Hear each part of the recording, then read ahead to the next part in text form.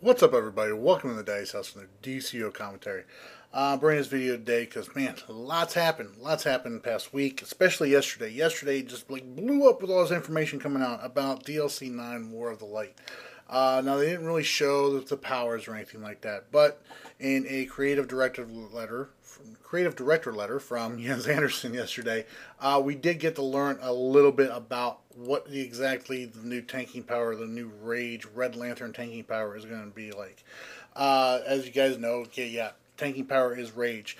You are going to have a red ring on there, so as we saw on the live stream yesterday. And the video is uploaded on their YouTube channel as well. You can go check that out if you missed it. But basically, the way that the tanking power is going to work is it's going to have this, you're going to be able to rage. You're going to be able to enrage yourself and all that to mitigate all damage coming in. But then you have to make sure that you rotate out this other powers and all that to prevent a rage crash. Because if you don't do that, then you're going to be taking in all that damage. So it sounds like it's kind of like a comboing of powers, kind of like Celestial is, at least in the tanking department, is like similar to you combo into another power to do more damage with Celestial, or you do more heals with Celestial. It kind of sounds similar to that with this new rage power for tanking. But we're gonna definitely have to wait and see, when they start showing off the power and everything. So we can see exactly how it is.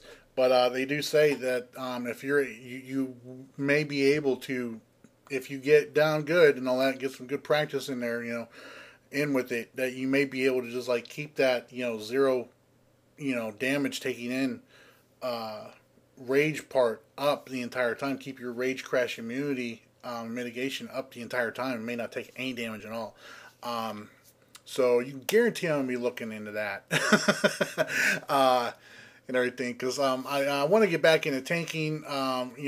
Nobody's been letting me tank for a while because I'm keeping up with Nature and Celestial right now, and Wave and everything. So everybody's like, "No, man, we need you to DPS." And I was like, "I want to tank.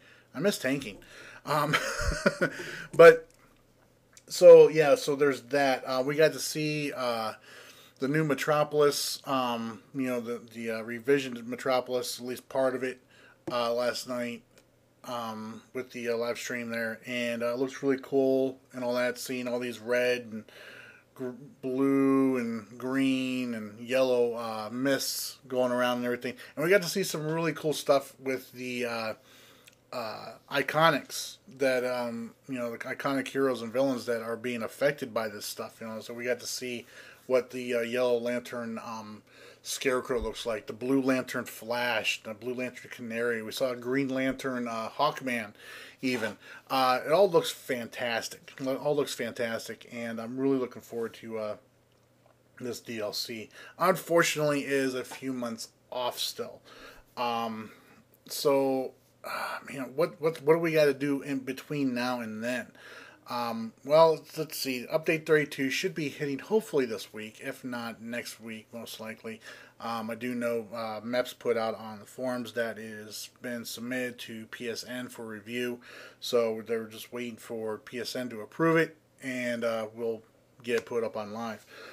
This is the first update though that they've done since the PS4 came out, so it may take a little while, unfortunately. Their review process may be a little bit more stringent and more time consuming than what we're used to with the PS3. So we've got Update 32 coming out. Of course, that's the sorcery and the nature revamps and everything. Sorcery's been getting more love and attention and everything. We got it based off the input from everybody. However, they wanted to one thing that everybody needs to make sure that they understand is they took a look at the powers that needed the love in sorcery, all right. Not so much the ones that were basically working fine. They looked at the ones that needed work, all right. The ones that just kind of basically sucked, and they tweaked those around and all that, and they gave them different things to do and all that. So that's what they did with sorcery.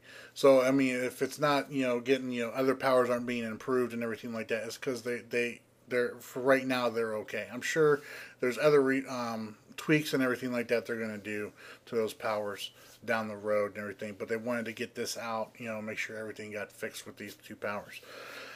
Let's see here. Also, with Update 32, obviously we're getting the holiday seasonal event. So we're going to the winter seasonal event rather. So we're going to be getting that for us to do. Granted, a lot of us who've been playing, the past few years and all that, have got all the feats done for that. So there's really no need to be doing that stuff. But there is a new feat associated with that with some like new lair items, holiday themed lair items, obviously, that we can all go after. Not to mention, I believe there's going to be some like new style drops and everything like that we'll be able to go after too, which more than likely, or actually, or purchase with the marks. So I mean, you may have a reason to do that and get those feats and everything.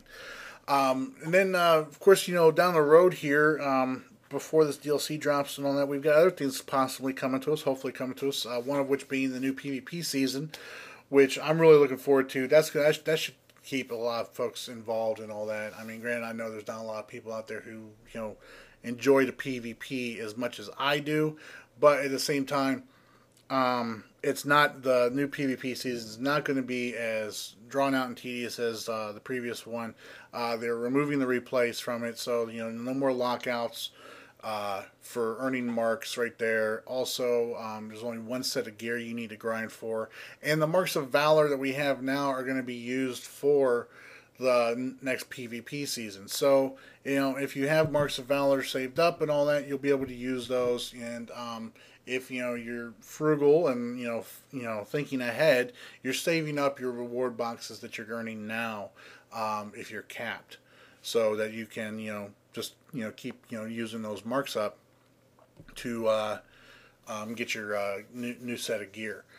Also, see, hopefully, I'm really hoping for the armories next month, in January, with January's update. Those armories, of course, we're going to be able to have up to 16 of those armories with like 4 of them in the field. And the armories are there basically so you don't have to constantly go back to the respec chamber and respec your character.